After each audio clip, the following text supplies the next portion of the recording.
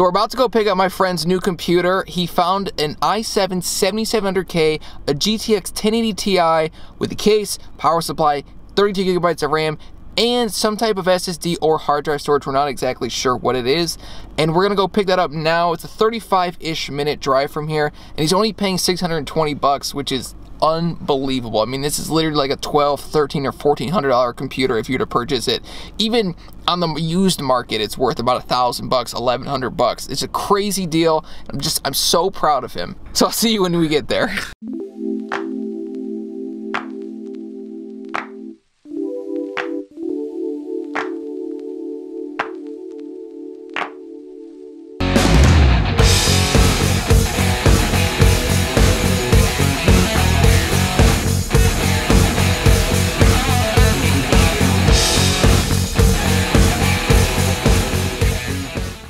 So me and my friend just picked up his new computer. It's got a GTX 1080 Ti, as you can see from the box, or he just is a liar. It's got a case with the plastic still on it. The case is pretty much one of the dustiest things I've ever seen in my entire life. Actually, it's disgusting. It's got a 7700K, 32 gigabytes of DDR4 memory, and dual channel, which means possible upgrade to 64 in the future if you wanted to. It's got an M.2 NVMe SSD. I think it looks like a Samsung. It looks like a Samsung like 850 or 860 Pro. And then it's got a pretty beefy cooler on it. I'm getting a phone call. And for the beautiful price of $620, he purchased this computer, which essentially what he's getting here is a GTX 1080 Ti which is approximately worth like $400 to $500 bucks.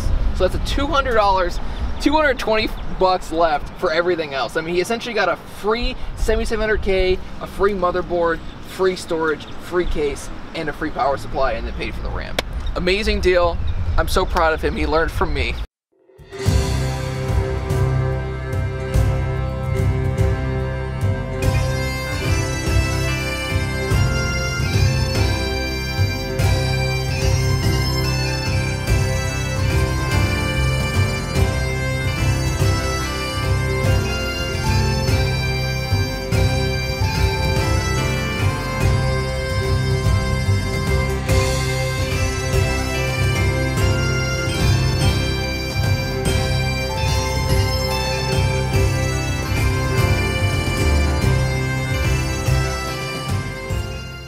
And we're back. So you just saw the beautiful B-roll of the computer.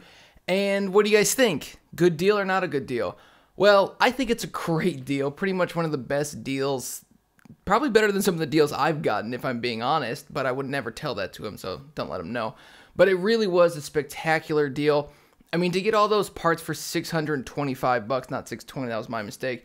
He got such a good deal. I mean, he got a great processor, an amazing graphics card, 16 gigabytes of RAM, not 32. He got an NVMe SSD. It turned out to be an Intel 512 gigabyte NVMe SSD. I couldn't really see that well. I guessed it was a Samsung. It wasn't. It was just an Intel. But an Intel SSD, nonetheless, is still really good, especially an NVMe SSD. It's really quick. It was an amazing computer. I got to play on it for a little bit. I ran some benchmarks, but I really just wanted to show this video to you guys to say that, like, you can do it too. Like, I didn't find this computer. He did. He had my help. Obviously, he knew what he was supposed to be looking for, and the guy was only asking $750 originally, and my friend was able to get it for 625 bucks. He talked him down a little bit. You saw some of his negotiation techniques in the video. It was pretty good, pretty impressive, if I do say so myself. He wasn't being rude. He was just being like, well, I can only do this, and the guy was like, well, I'll take it.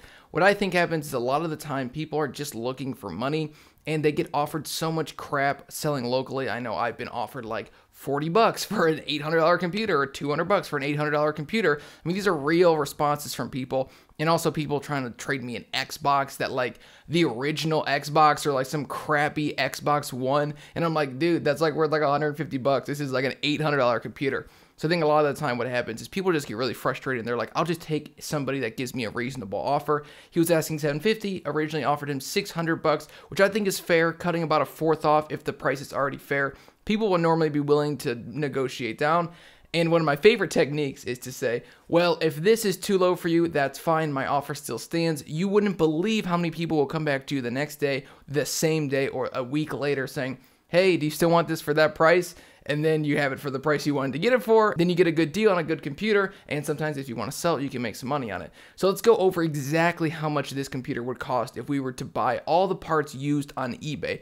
Now, locally, this is where I prefer to look, but eBay is a much bigger marketplace. So it's much more realistic for people to be able to find computer parts like this on eBay, but not for this price. So let's just go over everything real quick. First, we're going to start with the i7-7700K. These are all sold listings that I found on eBay. Pretty easy to find. And that's another good way to see just how much the computer is worth or how much some of the parts are worth is if you look at the sold listings, because what people are asking for and what people actually sold it for is a lot different in a lot of the cases. So let's start with the processor. An i7-7700K goes for about $300 on eBay. I know it's crazy, but it's still a really good processor. The single core scores on Geekbench are still ridiculous. A great gaming processor, especially in 2019. That's why it still goes for so much money. Next, we'll look at the motherboard. It was a Z270 Extreme 4 motherboard. Those seem to go for around between 100 and 130 bucks. The ones I found were about 130 bucks. So we're going to just say 130 bucks, although you could probably find it cheaper for like 100. This is just to calculate it all up. Next is the 16 gigabytes of RAM. I originally thought it was 32, but I was mistaken. My first mistake ever. Second mistake ever, my mistake. My third mistake ever. Gosh, I keep correcting myself. So actually, at the end of the day, it was 16 gigabytes of RAM. It was really nondescript, 2400 megahertz RAM. It didn't have anything on it. It was just green and black. It was just super nondescript. So I tried to find some of the cheapest RAM, 16 gigabytes, and it was about 80 bucks for 16 gigabytes of DDR4 RAM. Between 80 and 90 bucks. The one I found was 85, but as you can understand, it's just nondescript RAM. It works fine. No big deal. That's all you would really need on an Intel processor. They don't really need as fast of RAM as like a Ryzen processor would need. Next is the graphics card, a GTX 1080 Ti Founders Edition. Still comfortably goes for between 500 and 600 bucks. I decided on 540 bucks was the price that I thought was fair for this one. And it's crazy that he was able to get essentially the computer for the price of the graphics card. And he got a 7700K. I mean, he got a lot of really good pieces with it. A Z board, 16 gigs of RAM. You know the drill, but it's really impressive that he could buy all these components for that cheap. Next is the SSD. I found a 512 gigabyte NVMe Intel SSD for like 90 bucks, 100 bucks on eBay. You could probably find a 512 gigabyte NVMe SSD for a little bit cheaper, but the one that was in there, I just tried to find that exact one on eBay, and it was about 100 bucks. So that's the pricing we're going to use. Next is a power supply. It was an RGB thermal take power supply. I believe it was only 80 plus bronze, and it was fully modular, but kind of a weak power supply. It was actually built by a company. Those go for around 50 bucks on eBay, so nothing great, nothing spectacular, nothing that out of the blue.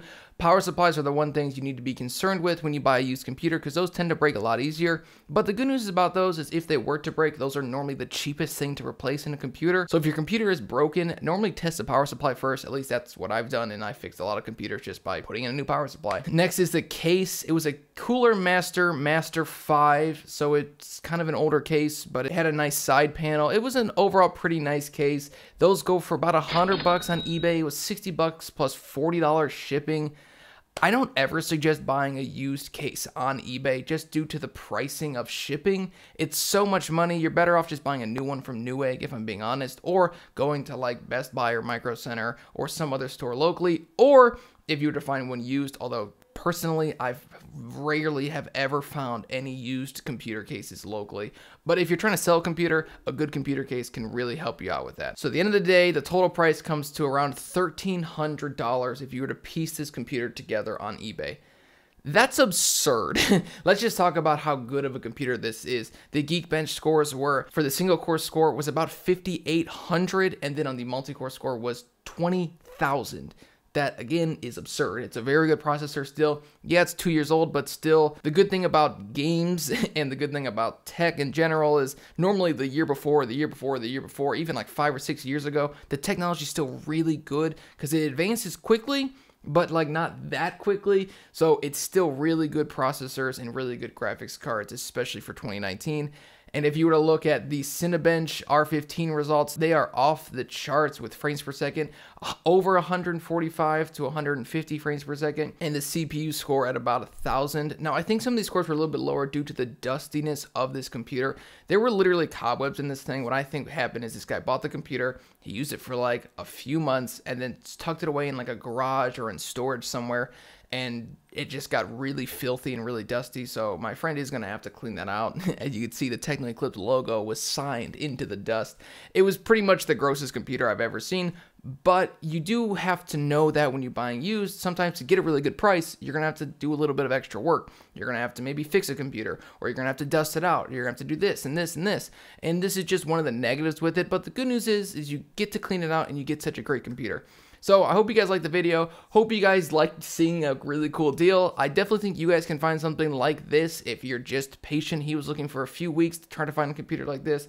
And really, at the end of the day, if you're patient and you're willing to offer people a fair price, not lowball, but a fair price, and they already have a fair price, then you're good to go. A lot of people will ask way too much, and then you'll offer them like a little bit less, and then that's just the price they wanted to get. You want to find somebody who's already asking a price that you'd be okay with paying, and then maybe just offer them like 10 to 25% less. Don't lowball them.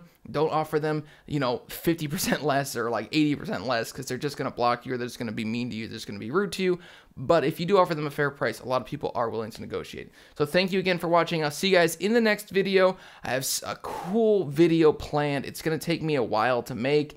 I think it's something you guys will really, really like, and it's gonna be really good. I think it's gonna be really cool. So I hope you guys stick around for that. If you do want to stick around for that, don't forget to hit the subscribe button. Follow me on Twitter for possible updates on random stuff or my random rants about weird things that I think about during the day. All right, see you guys in the next one. Peace out.